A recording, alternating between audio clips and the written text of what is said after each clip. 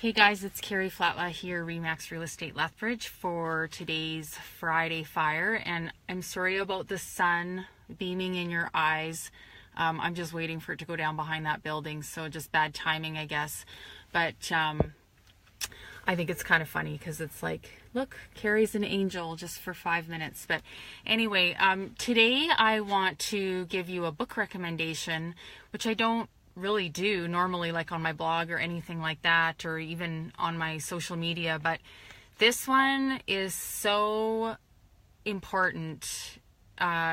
It's been such a valuable tool for me in my own personal development and career goal setting, everything. I believe in the message of this book so much that I read it twice. I don't read anything twice. I don't watch any TV shows twice. I don't watch movies twice unless it's Star Wars. That's different.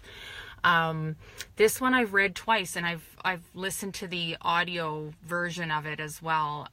So I think I read it, I listened to the audio, and I found when I went back over the book a second time, I heard it a different way, and you have to be kind of ready for the message in the book. So anyway, what's the book? This is the book. It's not new. It was published in 2009. It's called The Big Leap. It looks backwards to me when I put it on the camera. Is it backwards to you? Anyway, it's called The Big Leap by Gay Hendricks. He's more than a motivational speaker. I think he might actually be a psychologist, but he's been around for a really, really long time and works with people to help them with their personal and professional breakthroughs, works with executives, does retreats, all this kind of stuff. Anyway, you should look him up. He's really fascinating. He's a New York Times best-selling author. So this book, I don't even know where to begin, why it's such a big deal. Hi, Pam. How are you?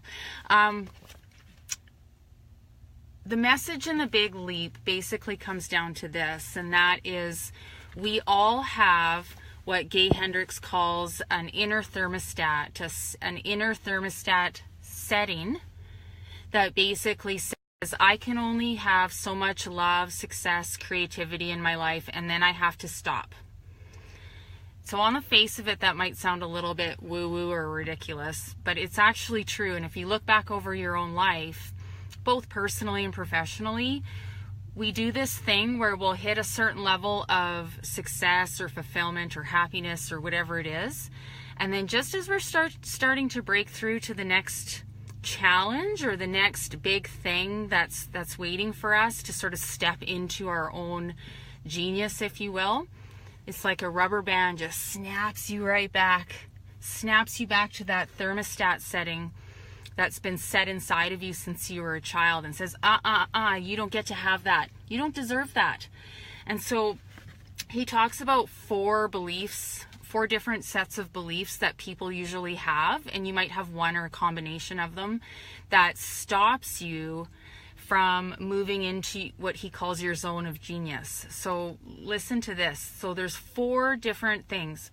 Number 1, you might believe that you're fundamentally flawed, so you think you're a bad person for some reason. Number 2, you're afraid of disloyalty and abandonment. So you're afraid of leaving behind the people you love or the tribe that's kept you safe, the status quo. Number 3, you believe that more success will be a bigger burden to you than the status quo. And number 4, he calls the crime of outshining. So somewhere along the line, you got the message that you shouldn't outshine your siblings or you shouldn't outshine somebody close to you, and so you hold back. And so what happens is those beliefs will trigger what he calls the upper limit problem, and you hit your upper limit and then you stop yourself and go back to the status quo. And these are things that we do so automatically, and they're so ingrained in our DNA from the time that we were a child that we don't even know we're doing it sometimes. And in this book, he talks about ways to become more aware of that thought pattern in yourself so that you can bust through that perceived upper limit. Hey, Robin, how are you? Did you have a good birthday? So just the awareness, it's amazing. It's not like it's not like there's a silver bullet in any book like this, but once you're aware and you notice yourself having those limiting thoughts about yourself, and you notice how maybe something bad happens to you right as something good is about to happen, that's your upper limit triggering and saying, nope, stop that. You don't get to have that. So it's really fascinating. Anyway, I would encourage anyone to read this book or listen to the audio. I actually enjoyed the audio more. And the Audible is narrated by the author, which I think is awesome because he's got a great voice and he's got a great way of telling stories, and he uses a lot of storytelling to explain his message. So read it once, see if it sinks in, and if it doesn't sink in, then go get the audio and listen to it again. And sometimes you'll hear it differently than your first pass when you read the book. But it's a great book, it's a quick read, and it has a really big impact. And I was thinking today how this relates to real estate.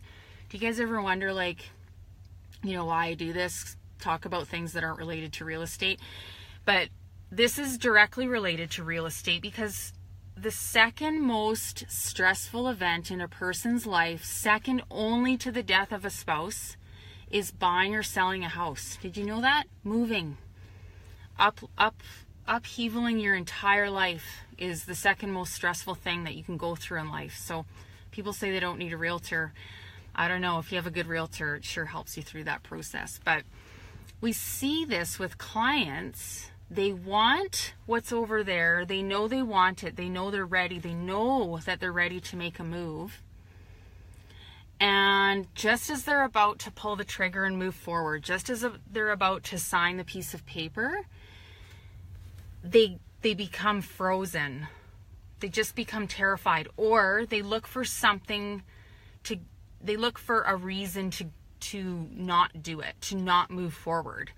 And it seems like a logical reason, like, oh, well, the carburetor's broken, that house didn't inspect well. And I'm exaggerating, but we can find reasons not to move forward in our life when we're about to step into something better. It doesn't have anything to do with the price of the house or, the physical characteristics of the house or these logical sort of things that we can define on paper.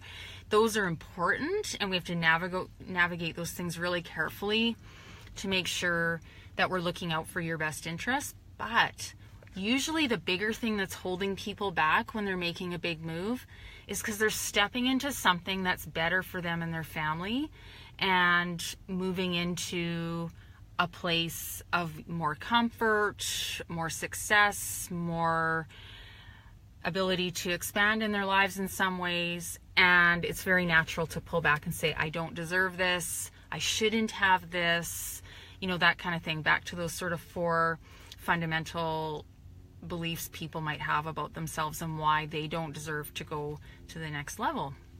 So anyway, I think it's very related to real estate because making a move is usually very symbolic for people when they're buying or selling a home. That is my Friday Fire. I'd love to hear your comments below, or maybe some of you have read this book. Click like if you've read this book, or if you're thinking of getting the book. You can download it on Audible, and I'm sure you can still find it in bookstores or online. And give it a read. Again, I don't read anything twice. I don't watch anything twice because I don't, I have to really love it. And this twice. I can't even count on one hand how many books I've read twice, and this is one of them. I might even read it a third time. Good attention span. So anyway, have an awesome Friday and rest your weekend. It's sunny. I'm watching the train bridge right now, and there's hardly any clouds in the sky. So enjoy your weekend in Lethbridge, and we will see you on the other side. I look forward to your comments. Bye-bye.